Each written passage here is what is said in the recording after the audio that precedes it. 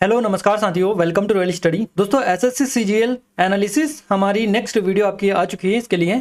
तो आज है 10 सितंबर 2024 को हम सेकंड शिफ्ट का जो एनालिसिस है आपका पेपर हुआ है सेकंड शिफ्ट का, उसका पूरा के पूरे क्वेश्चंस आपके साथ में लेकर आ चुके हैं। जैसा कि हमने आपको फर्स्ट शिफ्ट में विद प्रूफ 25 के 25 क्वेश्चंस बताए थे और आज भी हमें पूरे के पूरे क्वेश्चन सेकंड शिफ्ट के भी मिल चुके हैं। तो इस वीडियो में पूरी डिटेल के साथ में चर्चा करेंगे, आप सभी लास्ट तक बने रहेगा। और इस वीडियो की पीडीएफ अगर आप चाहते हैं तो आप हमारी एप्लीकेशन को डाउनलोड कर लीजिएगा, डिस्क्रिप्शन में लिंक है। साथ ही टेलीग्राम चैनल और ग्रुप को भी ज्वाइन कर लीजिएगा, यहाँ पर भी आपको पीडीएफ मिल जाएगी।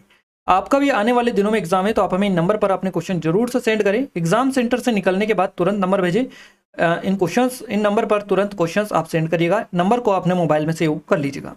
क्लियर है। देखिए आज हमें जो क्वेश्चंस भेजे ये अमित पटेल जी जो कि गुजरात से हैं, संध्या ठाकुर जी जो कि सागर एमपी से हैं और निर्भय यादव जी जो कि इंदौर एमपी से हैं। तो इन सभी ने काफी अच्छे तरीके से क्वेश्चंस बताए, यहाँ तक कि इन्होंने एग्जैक्ट क्वेश्चंस बता दिए जो आपके एग्जाम में आज पूछे गए हैं। तो आइए स्टार्ट करते हैं जीके जीएस करंट अफेयर से। और ये हमारी सीजीएल की टेस्ट सीरीज है, स्पेशल लेटेस्ट पैटर्न पर बेस्ड है पूरी की पूरी। डेमो चेकआउट कर सकते हैं, डिस्क्रिप्शन में लिंक है, अगर आपने नहीं लिया है तो ले सकते हैं, डिस्क्रिप्शन में आपको लिंक मिल जाएगी और इस पर अभी ऑफर चल रहा है। तो आइए स्टार्ट करते हैं जीके जीएस करंट अफेयर का। पहला क्वेश्चन आपकी स्क्रीन पर आ चुका है। क्वेश्चन नंबर फर्स्ट है हमारा, मिड डे मील योजना किस राज्य ने शुरू की? तो ये तमिलनाडु मध्य प्रदेश सरकार दोनों के द्वारा शुरू की गई है। यानी कि मिड डे मील जो योजना है ये सबसे पहले अगर आपसे पूछा गया क्वेश्चन है तो ये आपका तमिलनाडु रहेगा। और अगर आपका तमिलनाडु ऑप्शन में नहीं था, क्वेश्चन पूछा गया मिड डे मील योजना किस राज्य ने शुरू की, तमिलनाडु नहीं है तो मध्य प्रदेश आपका करेक्ट आंसर रहेगा, क्योंकि दोनों राज्यों के द्वारा ये शुरू की गई है। सबसे पहले की अगर बात की जाए तो तमिलनाडु ने, तो मध्याह्न भोजन कार्यक्रम शुरू में तमिलनाडु ने शुरू किया था, है ना। तो शुरू में तमिलनाडु में शुरू किया गया था ये मध्याह्न भोजन योजना, सबसे पहले तमिलनाडु में शुरू की गई थी। आज देश भर में पुनः पेश की जा रही मध्याह्न भोजन योजना के पीछे मदुरै का शताब्दी पुराना Saurashtra boys high secondary school और पौष्टिक भोजन की विरासत है। यानी कि बेसिकली ये तमिलनाडु से ही इसके ये निकल कर आया है मध्याह्न भोजन या मिड डे मील योजना। बाद में बाकी जो अदर स्टेट है उन्होंने इसको यूज किया है। इसे मुख्यमंत्री के कामकाज इसे मुख्यमंत्री के कामराज माफ कीजिएगा इसे मुख्यमंत्री जो थे यहाँ के कामराज इनके नेतृत्व में पेश किया गया था। ये कार्यक्रम सरकारी स्कूलों में छात्रों को मुफ्त में पका हुआ दोपहर का भोजन उपलब्ध कराने के लिए शुरू किया गया था, मिड डे मील योजना। मध्य प्रदेश सरकार ने भी इसकी तर्ज पर यही योजना स्टार्ट की थी, मध्याह्न भोजन योजना। तो मध्य प्रदेश में मध्याह्न भोजन योजना की शुरुआत हुई थी साल 1995 में, 1995 में। इस योजना के तहत बच्चों को कच्चे खाद्यान्न के रूप में भोजन दिया जाता था। साल 2001 में इस योजना में बदलाव किया गया और बच्चों को पके हुए भोजन के रूप में दलिया और खिचड़ी दी जाने लगी। साल 2004 से इस योजना के तहत बच्चों को रुचिकर मेन्यू के मुताबिक जो है भोजन दिया जाने लगा। तो ये योजना है, इसका आप देख लीजिएगा क्योंकि यहाँ से क्वेश्चन आपका बना है। अगला क्वेश्चन है, अंतर्राष्ट्रीय ओलंपिक समिति IOC की स्थापना कब की गई थी? तो सही जवाब 23 जून 1894 रहेगा।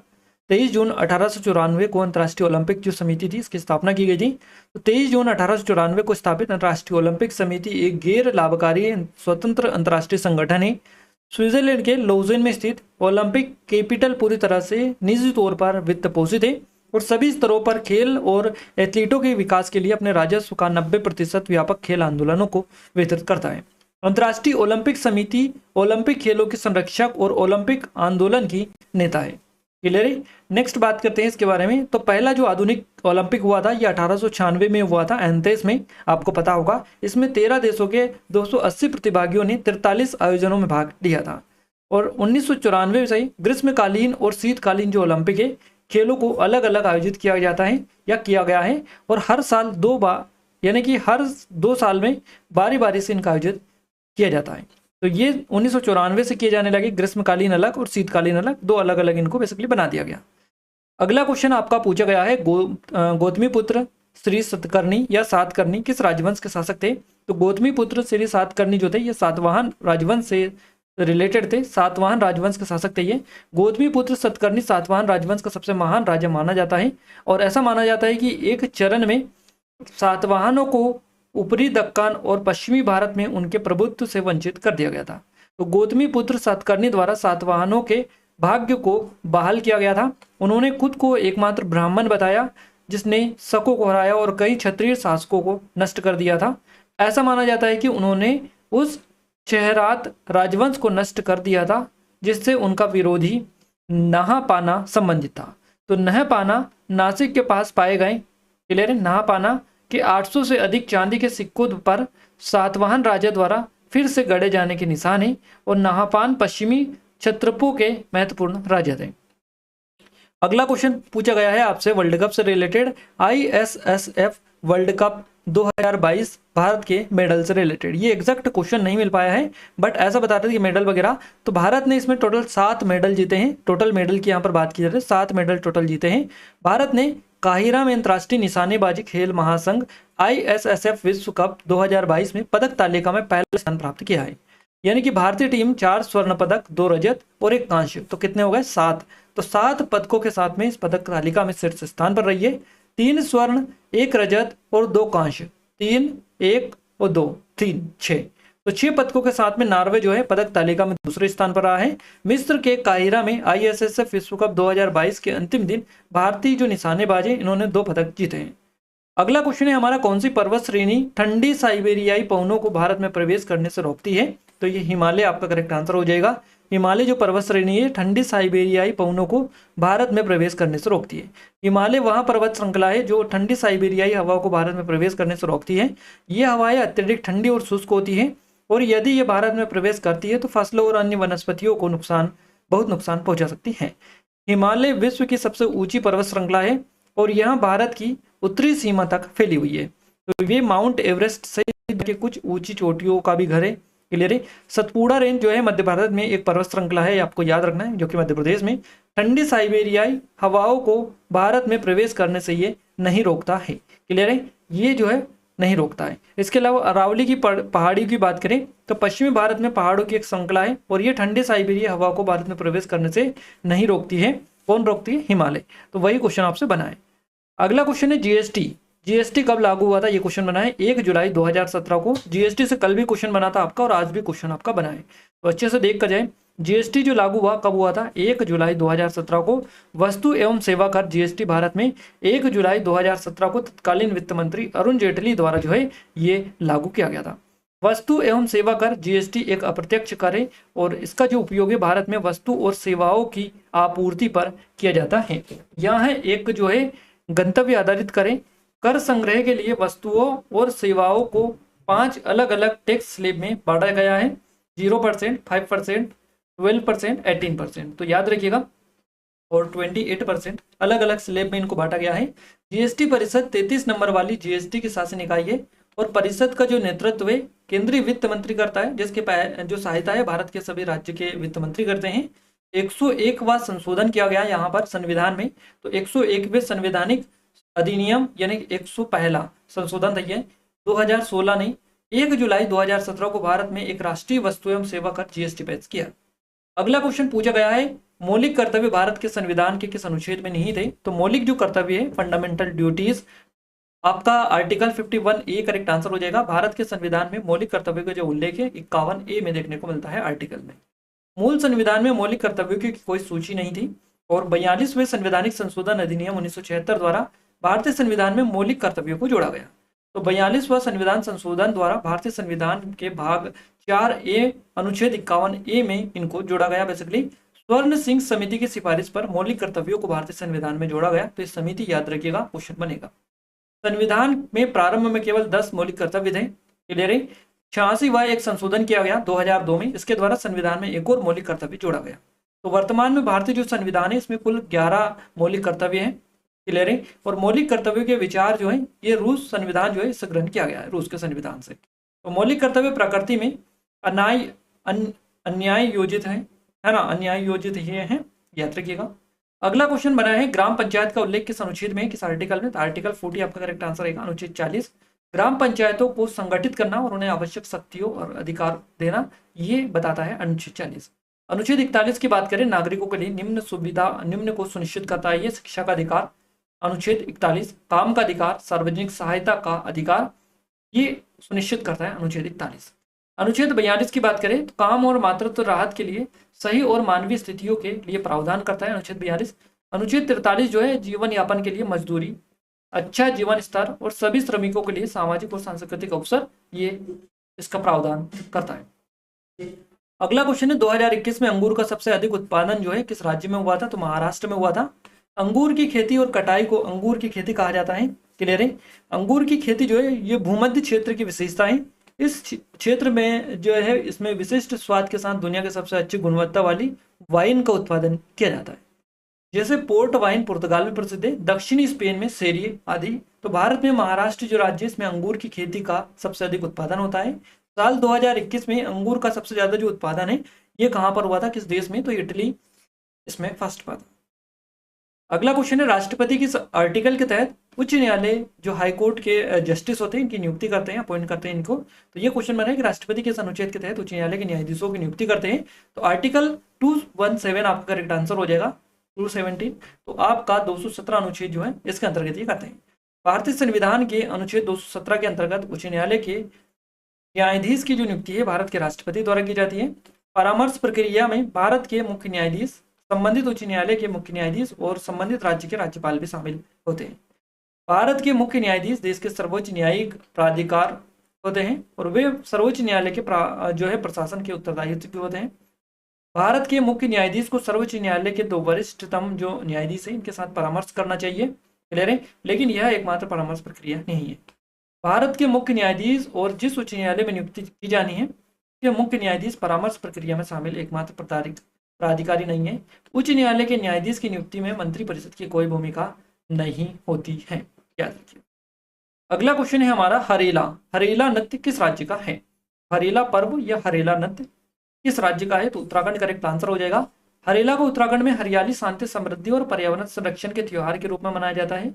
ये जो है श्रावण मास में मनाया जाता है, सावन महीने में। कुमाऊं क्षेत्र के लोग हरियाली को समृद्धि से जोड़ते हैं, जबकि गढ़वाल के जो लोग हैं इसे नाजा प्रणाली 12 प्रकार की फसल से जोड़ते हैं इसको। तो बरहन नाजा प्रणाली ये क्षेत्र में अपनाई जाने वाली फसल विविध करनी तकनीक है।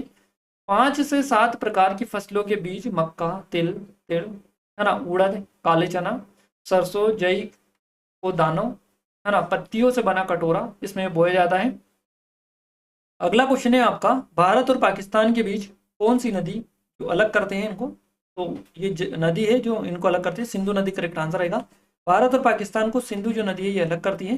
सिंधु नदी एशिया की सबसे लंबी नदियों में से एक है और ये भारत, पाकिस्तान और चीन से होकर बहती है। सिंधु नदी को पाकिस्तान की जीवन रेखा भी कहा जाता है। भारत और पाकिस्तान के बीच जल विवरण के लिए 19 सितंबर 1960 को सिंधु जल संधि जो है इस पर हस्ताक्षर किए गए थे। याद रखिएगा सिंधु जल संधि किन दोनों देशों के बीच में है और कब इस पर हस्ताक्षर किए गए थे। इस संधि के मुताबिक सिंधु नदी और उसकी 5 सहायक नदियों को 2 श्रेणियों में बांटा गया है, पूर्वी नदियां और पश्चिमी नदियां। तो पूर्वी नदियों में सतलज, ब्यास और रावी आती है। पश्चिम में झेलम, चेनाब और सिंधु ये नदियां आती है इसमें पश्चिम में। तो याद रखिएगा इस संधि के मुताबिक पूर्वी नदियों का जो पानी है भारत में अप्रतिबंधित रूप से इस्तेमाल किया जा सकता था। अगला क्वेश्चन है, इंडियन स्ट्रगल पुस्तक के लेखक कौन है? सही जवाब महात्मा गांधी हो जाएगा। अब यहाँ पर देखिए सुभाष चंद्र बोस की भी पुस्तक है, struggle India, the Indian struggle 1920 से 1934 पुस्तक के लेखक कौन है? तो इस पुस्तक के लेखक है Subhash Chandra Bose. The Indian struggle पुस्तक के लेखक महात्मा गांधी भी हैं। तो याद रखिएगा दोनों की पुस्तकें हैं। ये कौन सा ऑप्शन दे रहा था उस हिसाब से किया जा सकता है इस क्वेश्चन को। द इंडियन स्ट्रगल 1920 से 42 भारतीय राष्ट्रवादी नेता सुभाष चंद्र बोस द्वारा लिखित एक 2 भाग की पुस्तक है। पहला भाग 1920 से 1934 तक और दूसरा जो भाग है 35 से 42 तक है। भारतीय स्वतंत्रता आंदोलन के 1920 से 42 के इतिहास को ये शामिल इसमें किया गया है। अगला क्वेश्चन है हमारा, मोहिनी अट्टम किस नृत्य शैली पर आधारित है? तो ये नाट्य शास्त्र की जो लास्ट शैली है इस पर आधारित है। डांस फॉर्म आपसे यहाँ पर पूछी गई है। मोहिनी अट्टम 2 शास्त्रीय नृत्य रूपों में से एक है जो केरल में उत्पन्न हुआ, दूसरा कथकली है। मोहिनी जो अट्टम है इसका नाम भगवान विष्णु के स्त्री रूप मोहिनी शब्द से पड़ा है और इस शब्द का अर्थ होता है मोहिनी का नृत्य। डॉक्टर सुनंदा नायर मोहिनी अट्टम में मास्टर डिग्री हासिल करने वाली भारत की पहली महिला बनी है। याद रखिएगा काफी ज्यादा इंपॉर्टेंट क्वेश्चन है। सुनंदा नायर के नाम मास्टर डिग्री हासिल किया है इन्होंने मोहिनी अट्टम में और ऐसा करने वाली भारत की पहली महिला ये बनी है। उसने अपनी पीएचडी मुंबई विश्वविद्यालय से मोहिनी अट्टम में आंतरिक गीतात्मक नारीवाद में थीसिस। मोहिनी अट्टम नाट्यशास्त्र की जो लास्य शैली इस पर आधारित है। इसमें नाजुक हरकतें चेहरे के अधिक स्नेह भाव शामिल होते हैं। गतिविधियां कोमल और सरकना की तरह हैं और उसके पास जो है लयबद्ध कदम नहीं है। चेहरे के भावों और हाथों के हाव भाव पर अधिक जोर इसमें दिया जाता है। अगला क्वेश्चन बना है इस्लाम धर्म से कि इस्लाम धर्म को 674 ईस्वी में कहां पर फाउंड किया गया था, कहां पर? तो इस तरह से क्वेश्चन था आपका। मलेशिया आपका करेक्ट आंसर हो जाएगा। सहाबा समेत व्यक्तिगत अरब व्यापारियों ने 7वीं शताब्दी की शुरुआत में मलय द्वीप समूह इंडोचीन और चीन में प्रचार किया। स्थानीय परंपराओं के अनुसार इस्लाम को 674 ईस्वी में अरबों द्वारा मलय प्रायद्वीप तट पर पेश किया गया था। तो पैगंबर मोहम्मद ने 7वीं शताब्दी में इस्लाम धर्म की स्थापना की थी। पैगंबर मोहम्मद का जो जन्म है 570 ईस्वी के आसपास अरब प्रायद्वीप पर स्थित मक्का शहर में हुआ था।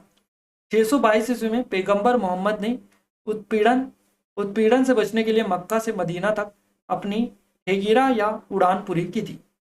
अगला क्वेश्चन है हमारा, विकेट कीपर शब्द जो है किस खेल से संबंधित है? क्रिकेट करेक्ट आंसर हो जाएगा। विकेट कीपर क्रिकेट से जुड़ा हुआ शब्द है। क्रिकेट में विकेट कीपर क्षेत्र रक्षक है ना, क्षेत्र रक्षक टीम का एक खिलाड़ी होता है जो स्टंप के पीछे खड़ा होता है और वह बल्लेबाजों पर नजर रखता है, जरूरत पड़ने पर कैच लेता है या बल्लेबाज को स्टंप आउट या रन आउट भी कर सकता है। अगला क्वेश्चन है, ठंडे खून वाला जानवर कौन सा है? तो यहाँ पर आपको ये जो जानवर दिखाई दे रहा है, मछली, मगरमच्छ, शार्क, कछुआ, सरीसृप, कीड़े, मेंढक और टोड, ये जो है बेसिकली ठंडे खून वाले जानवर है। तो सबसे आम ठंडे खून वाले जानवरों में मछली ये सारे शामिल है। ठंडे खून वाले जानवर अविश्वसनीय रूप से विविध और कई अलग अलग आवासों में रहते हैं, हालांकि वे गर्म खून वाले जानवरों की तरफ व्यापक नहीं होते हैं। अगला क्वेश्चन बना है, क्षारीय मृदा धातुएं आवर्त सारणी के किस समूह में पाई जाती है? तो समूह 2 में पाई जाती है। क्षारीय मृदा धातुएं आवर्त सारणी के समूह 2 में पाई जाती है। इनमें बेरिलियम, मैग्नीशियम, कैल्शियम, स्ट्रोटियम, बेरियम और रेडियम जैसे तत्व शामिल हैं। अगला क्वेश्चन इंडेक्स और रैंकिंग से आपका बना है। एग्जैक्ट नहीं मिल पाया कि क्या क्वेश्चन पूछा गया था, बट जो इंपॉर्टेंट और नई आपकी रैंकिंग और इंडेक्स है ये हम आपको कवर करवा दें। जलवायु परिवर्तन प्रदर्शन सूचकांक 2023 प्रकाशित करता है जर्मन वॉच और इसमें भारत की 7वीं रैंक है 2023 में। अंतर्राष्ट्रीय आईपी सूचकांक 2023 नई रैंकिंग है, ये अमेरिकी चैम्बर ऑफ कॉमर्स के द्वारा रिलीज की जाती है और 2022 से जो है 42वां स्थान है, अपरिवर्तित है भारत का इसमें 2022 से। 22 में भी यही था, 23 में भी ये और 24 में भी यही स्थान भारत का इसमें रहा है। Global soft power index 2024 brand वित्त के द्वारा इसको रिलीज किया गया। 29वीं रैंक है, 2023 में 28वीं रैंक भारत की थी। मानव विकास सूचकांक 2023 में भारत की जो रैंक है 23-24 की इंडेक्स है और संयुक्त राष्ट्र विकास कार्यक्रम के द्वारा यानी कि यूएनडीपी के द्वारा ये रिलीज की गई। 193 देशों में 134वें स्थान पर इसमें आया है भारत। क्लियर है? तो 2022 में 135वें स्थान पर भारत रहा है। अगला क्वेश्चन है, हेनले पासपोर्ट इंडेक्स की बात करते हैं अगले। तो हेनले पासपोर्ट इंडेक्स 2024 अंतर्राष्ट्रीय वायु परिवहन प्राधिकरण IATA इसके द्वारा ये जारी की जाती है रैंकिंग। 80वीं रैंक भारत को इसमें मिली है। लैंगिक असमानता सूचकांक 2022 यूएनडीपी के द्वारा जारी की जाती है। 193 देशों में से 108वें स्थान पर है भारत। क्लियर है? 2021 में 122वें रैंक जो है भारत को मिली थी। भविष्य संभावना सूचकांक 2024 की बात करें तो न्यूज़वीक, वेटेज और हेराजाइन ग्रुप के द्वारा रिलीज की जाती है। 35वां स्थान भारत को इसमें मिला है। विश्व खुशहाली रिपोर्ट 2024 की बात करें तो 126वीं रैंक भारत की है। देख लीजिएगा ये कौन इसको रिलीज करता है, संयुक्त राष्ट्र विकास समाधान नेटवर्क। वैश्विक आतंकवाद सूचकांक 2023 अर्थशास्त्र और शांति संस्थान इसको रिलीज करता है, इसमें 13वीं रैंक है भारत की। और वैश्विक नवाचार सूचकांक 2023 तो विश्व बौद्धिक संपदा संगठन WIPO 132 अर्थव्यवस्थाओं में से 40वां स्थान भारत को इसमें मिला है। क्लियर है? तो याद रखिएगा। अगला क्वेश्चन बना है, खारे पानी की झील कौन सी है? तो सांबर झील हो जाएगा। एग्जैक्ट यहाँ पर पूरा क्वेश्चन सही साथ नहीं पता चल पाया कि क्या पूछा गया था, जितना पता चला है उतना बता दिया है। खारे पानी की झील पूछिए, खारे पानी की आपको बता दी। वैसे तो कई सारी है बट सांबर काफी ज्यादा आपकी एग्जाम में पूछी जाती है, पहले इसका नाम ही आता है जहां भी क्वेश्चन बनता है। तो हो सकता है ये बनाओ, बाकी और भी बना होगा तो आगे पता चलेगा। देखिए उत्तर पूर्व में मीठे जल की सबसे बड़ी जो झील है ये लोकटक झील है। विष्णुपुर जिले में लोकटक झील इम्फाल शहर से 48 किलोमीटर दूर है, जो उत्तर पूर्वी भारत की सबसे बड़ी मीठे पानी की झील है। यहाँ पर खारे पानी की झील हमने बता दिया, मीठे पानी की झील ये है। क्लियर है? ये भी याद रखिएगा। झील में विश्व का एकमात्र तैरता हुआ राष्ट्रीय उद्यान केबुल लामजाओ राष्ट्रीय उद्यान है, जो लुप्त प्राय भूभाग या संगाई मणिपुर के राज्य पशु की अंतिम शरणस्थली है। अगला क्वेश्चन आपका पूछा गया है, AU किसका प्रतीक है? तो ये सोने का प्रतीक है AU, आपको पता होगा। सोने का प्रतीक क्या है? तो AU हो जाएगा। रासायनिक प्रतीक उन तत्वों का प्रतिनिधित्व करता है जिनका उल्लेख आवर्त सारणी में किया गया है। ये प्रतीक एक एकल अक्षर या तत्वों के अंग्रेजी या लैटिन नामों से व्युत्पन्न 2 अक्षरों का संयोजन है। ये रासायनिक प्रतीक आवर्त सारणी को व्यवस्थित और समझने में आसान बनाते हैं। अगला क्वेश्चन पूछा गया है आपसे अनुच्छेद 239 से रिलेटेड, आर्टिकल से काफी ज्यादा क्वेश्चन आपके बन रहे हैं। राष्ट्रपति द्वारा केंद्र शासित प्रदेशों का प्रशासन से रिलेटेड है, यह केंद्र शासित प्रदेशों का प्रशासन से इसका संबंध है। तो राष्ट्रपति राज्य के राज्यपाल को प्रशासक के रूप में नियुक्त कर सकता है, जहां वह अपने कार्यों को अपने मंत्रिपरिषद से स्वतंत्र रूप से ऐसे प्रशासनिक के रूप में करता है। अनुच्छेद 239 डबल ए दिल्ली से संबंधित विशेष जो प्रावधान दिया गया है दिल्ली को विशेष राजधानी क्षेत्र का, राष्ट्रीय राजधानी क्षेत्र का, ये बेसिकली इसके अंतर्गत आता है। संविधान 69वां संशोधन अधिनियम 1991 ये प्रारंभ होने की तिथि से ये है। केंद्र जो शासित प्रदेश है दिल्ली, इसको राष्ट्रीय राजधानी क्षेत्र दिल्ली कहा जाएगा इस आर्टिकल के तहत। अगला क्वेश्चन बना है देखिए माफ कीजिएगा, राम मोहन राय से। राम मोहन राय द्वारा किस मंदिर का निर्माण किया गया था, इस तरह से क्वेश्चन था। ये एग्जैक्ट तो नहीं मिल पाया है, बट कुछ इस तरीके का है कि मिलक स्थित ऐतिहासिक शिव मंदिर में 650 साल पहले राजा राम मोहन राय ने शिवालय का निर्माण करवाया था। इस तरीके का ऑप्शन आपको मिला हो तो आप देख सकते हैं। पंचवर्षीय योजना से क्वेश्चन बना है, फर्स्ट शिफ्ट में भी क्वेश्चन बना रहा है, इसमें भी लगातार आपके क्वेश्चन बन रहे हैं। गाइस आपने एक चीज नोटिस की होगी, जो टॉपिक आपका कल भी पूछा गया था वो आप भी आज भी आपके एग्जाम में same to same as it is लगभग आपको देखने को मिल रहा है। तो ये जो टॉपिक आपके आ रहा है जैसे कि पंचवर्षीय योजना हो गई आपकी और आर्टिकल वगैरह हो गए, तो इनसे लगातार आपके क्वेश्चंस बन रहे हैं। इसके अलावा स्टैटिक जीके से जो टॉपिक आ रहे हैं लगातार आपको देखने को मिल रहे हैं। हिस्ट्री से जो टॉपिक आ रहे हैं राजवंश वगैरह, इनसे लगातार क्वेश्चंस बन रहे हैं, तो इनको अच्छे से देख लें। और हमने वीडियोस डाले हैं स्टैटिक जीके के, पूरे देख कर जाएं, प्लेलिस्ट आपको मिल जाएगी आई बटन पर, तो आप अच्छे से देख कर उनको जाए। 1951 आप सभी को पता है पंचवर्षीय योजना कब लागू हुई थी, 1951 में। पंचवर्षीय योजना, पहली पंचवर्षीय योजना 1951 तक की अवधि के लिए चली थी। लक्ष्य वृद्धि दर थी 2.1%, वास्तविक वृद्धि दर थी 3.6%। हेरोडोमल मॉडल पर आधारित थी ये पहली पंचवर्षीय जो योजना। इसकी शुरुआत में शरणार्थियों की आमद, गंभीर भोजन की कमी और बढ़ती मुद्रास्फीति ने देश का सामना किया था। पहली पंचवर्षीय योजना का प्राथमिक उद्देश्य भारत के लोगों के जीवन स्तर में सुधार करना था और ये भारत के प्राकृतिक संसाधनों का विवेकपूर्ण उपयोग करके किया जा सकता है। योजना कृषि मूल्य स्थिरता और बिजली और परिवहन पर केंद्रित थी। अगला क्वेश्चन आपसे है पद्मश्री 2024 को जो है किसको मिला था, इस तरह से क्वेश्चन था। ये एग्जैक्ट ये पहले शिफ्ट में भी ये question same to same as it is पूछा गया था कि पद्मश्री 2024 से किससे सम्मानित किया गया। सेकंड में क्वेश्चन बना है पद्मश्री 2024 किसको मिला। अब यहाँ पर काफी सारे लोगों को हमने बताया फर्स्ट शिफ्ट में कि काफी सारे लोगों को ये दिया गया, यहाँ पर बता पाना पॉसिबल नहीं हो पाता है क्योंकि इतने लंबे लिस्ट हैं। अगर कुछ हिंट मिल जाए तो हम आपको बता देंगे। कल भी ये क्वेश्चन आपका 2024 वाला एक बना था। क्लियर है। राजवंश का मिलान से क्वेश्चन आपका बना था, ये एग्जैक्ट नहीं पता। देखिए यहाँ पर 25 के 25 क्वेश्चन हमने कवर करवा दिए आपको, बट कुछ क्वेश्चंस 2-4 क्वेश्चंस और एक्स्ट्रा हमें मिले हैं कि ये क्वेश्चंस पूछे गए थे, तो हमने ये 25 के 25 तो बता दिए। और जो एक्स्ट्रा क्वेश्चंस अलग से मिले हैं हमें कि ये भी आपके एग्जाम में क्वेश्चंस बने थे, तो क्वेश्चंस तो 25 थे, बट ये आप एक नज़र और देख लीजिएगा इनको, अगर होगा तो आप बता दीजिएगा कमेंट में। राजवंश का मिलान करने वाला कोई क्वेश्चन था क्या, ये कमेंट में बताइएगा था या नहीं था। इसके अलावा कोई बता रहे थे कि शास्त्रीय नृत्य कितने हैं, इस तरह से था। तो 8 शास्त्रीय नृत्य होते हैं, भरतनाट्यम, कथकली, कथक, ओडिसी, मोहिनीअट्टम, मणिपुरी, कुचिपुड़ी और सत्रिय। केरल के बेसिकली 2 हैं, कथकली, मोहिनीअट्टम, याद रखिएगा। बाकी और अलग अलग है, तमिलनाडु, भारत कथक, उड़ीसा का, ओडिसी, कथक उत्तर प्रदेश का है ना, ओडिसी उड़ीसा का, मणिपुरी मणिपुर का, मोहिनीअट्टम केरल का, कुचिपुड़ी आंध्र प्रदेश का, सत्रिय असम का। तो ये सभी याद रखिएगा आप। इसके अलावा सितार विलायत खां और भारत रत्न रविशंकर, इनसे भी क्वेश्चन आपका बना है, ये एग्जैक्ट नहीं पता। आवर्त सारणी से भी बता दें कि क्वेश्चन बने। तो ये हमने एक्स्ट्रा जो क्वेश्चन हमें मिले वो आपको बताएं, इनमें से आप बता सकते हैं कि क्वेश्चन किससे था किससे नहीं था। अब हम आगे बढ़ते हैं मैथ्स, रीजनिंग और इंग्लिश की ओर। और गाइज ये हमारे CGL की स्पेशल टेस्ट सीरीज है, अगर आपने इनरोल नहीं किया तो कर लीजिएगा। MTS की भी स्पेशल टेस्ट सीरीज है और SSC GD की भी स्पेशल टेस्ट सीरीज है। ये सभी टेस्ट सीरीज बिल्कुल लेटेस्ट पैटर्न पर बेस्ड है। इनमें काफ़ी ज़्यादा टेस्ट आपको मिल जाएंगे, यानी कि पूरा सब्जेक्ट वाइज हर सब्जेक्ट के टेस्ट हैं, दुनिया भर के topic wise, subject wise, sectional, previous year, PDF notes वगैरह, स्टडी मटेरियल, ई बुक वगैरह सारी चीज़ें यहाँ पर आपको मिल जाएगी। और जो टेस्ट सीरीज आप लेते हैं उसमें ओनली आपको FLT दी जाती है, उसके साथ में और कुछ भी नहीं दिया जाता। यहाँ पर आपको बिल्कुल एडवांस टेस्ट सीरीज है, जो भी चीज़ें आपको लगेंगी सारी यहाँ पर आपको दी जाएगी। यानी कि ऐसा मान सकते हैं कि जो कोर्स रहता है सेम टू सेम कोर्स जैसी फैसिलिटी आपको ओनली ऑन टेस्ट सीरीज में दी जा रही है, नाम मात्र के शुल्क में। तो डिटेल डिस्क्रिप्शन में आपको मिल जाएगी, लिंक पर क्लिक करके पूरा डेटा डेमो वगैरह सारी चीज़ें चेकआउट कर सकते हैं। कोई डाउट है कुछ फिर से नंबर पर कॉन्टैक्ट भी कर सकते हैं। क्लियर है। आइए अब हम मैथ्स की ओर आगे बढ़ते हैं। मैथ्स का पहला टॉपिक आपका है अलजेब्रा। अलजेब्रा से 2 क्वेश्चन बने हैं, क्षेत्र मिति से 3 क्वेश्चन बने हैं, ट्रिग्नोमेट्री से आपके क्वेश्चन बने 4, मेंसुरेशन से 3 क्वेश्चन, ट्रिग्नोमेट्री से 4 क्वेश्चन बने, परसेंटेज से 2 क्वेश्चन है, प्रॉफिट एंड लॉस से 3 क्वेश्चन है, एसआई से 1 क्वेश्चन है, औसत एवरेज से 1 क्वेश्चन है, ज्योमेट्री से 2 क्वेश्चन आपके पूछे गए, डीआई से 1 क्वेश्चन है, नंबर देखिए डीआई से 2 क्वेश्चन है, नंबर सिस्टम से 1 है, एलसीएम एचसीएफ से 2 क्वेश्चन है, सिंप्लीफिकेशन से 1 क्वेश्चन है, रेशियो से 1 क्वेश्चन है, पाइप एंड टंकी से 1 क्वेश्चन आपका बना है।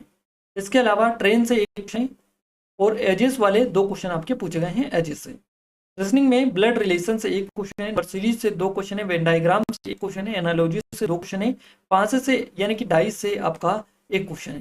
क्लियर है। मैथमेटिकल ऑपरेशन से 2 क्वेश्चन है, सिलॉजिज्म से 2 क्वेश्चन है, कोडिंग डिकोडिंग से 3 क्वेश्चन आपके हैं, मिरर इमेज से 2 क्वेश्चन पूछे गए, काउंटिंग फिगर से 3 क्वेश्चन बने हैं, मिसिंग नंबर से 1 क्वेश्चन है, फिगर सीरीज से 2 क्वेश्चन है, वर्ड फॉर्मेशन से 1 क्वेश्चन आपका बना है, वर्गीकरण से 2 क्वेश्चन है, सिमिलर सेट से 3 क्वेश्चन है।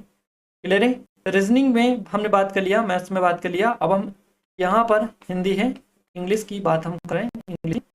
क्लियर है। तो इंग्लिश की बात करें तो इंग्लिश में 1 वर्ड से 2 क्वेश्चन पूछे गए हैं, 1 वर्ड से 2 क्वेश्चन बने हैं, 1 वर्ड सब्स्टिट्यूशन से, क्लोज टेस्ट से 5 क्वेश्चन है, कोटिंग एरर से आपके 2 क्वेश्चन है, आइडम फ्रेसेस से 3 क्वेश्चन है, एंटोनियम सिनोनियम से 1 से 2 क्वेश्चन है, सिनोनियम से 2 से 3 क्वेश्चन है आपके, और एंटोनियम से 1 से 2 क्वेश्चन है आपके, वॉइस से आपके 2 क्वेश्चन है, फेलर से आपके 1 क्वेश्चन पूछा गया है, पीक्यूआरएस से 2 क्वेश्चन है, एरर से आपका 1 क्वेश्चन बना है। तो यहाँ पर हमने सारे आपको टॉपिक भी बता दिए जहाँ जहाँ से आपके एग्जाम में क्वेश्चंस पूछे जा रहे हैं। लगातार जो टॉपिक आपका देखने को मिल रहा है वही टॉपिक आज भी आपको देखने को मिला है तरह से। बिल्कुल। तो गाइस यहाँ पर हम आपको बताना चाह रहे हैं कि जो टॉपिक आपके एग्जाम में लगातार आपको देखने को मिल रहा है उन पर आप कमांड करिएगा, अच्छे खासी कमांड करके रखिएगा, क्योंकि यही नंबर, यही जो टॉपिक है यही आपको नंबर दिखाएंगे और यही आपको सिलेक्शन की तरफ लेकर जाएंगे। क्लियर है। तो इन पर कमांड करेगा, इन टॉपिक को अच्छे से करके जाए एग्जाम से पहले, सारी चीज़ें आपको हम बता रहे हैं लगातार। ये अगर आपने इनरोल नहीं किया इनमें तो कर लीजिएगा, डिस्क्रिप्शन में आपको लिंक मिल जाएगी।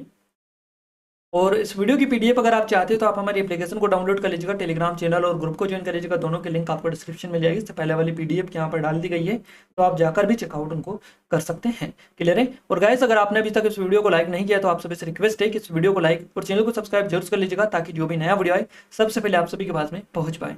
तो मिलते हैं हमारे नेक्स्ट शिफ्ट के एनालिसिस के साथ, तब तक ले जय हिंद, वंदे मातरम।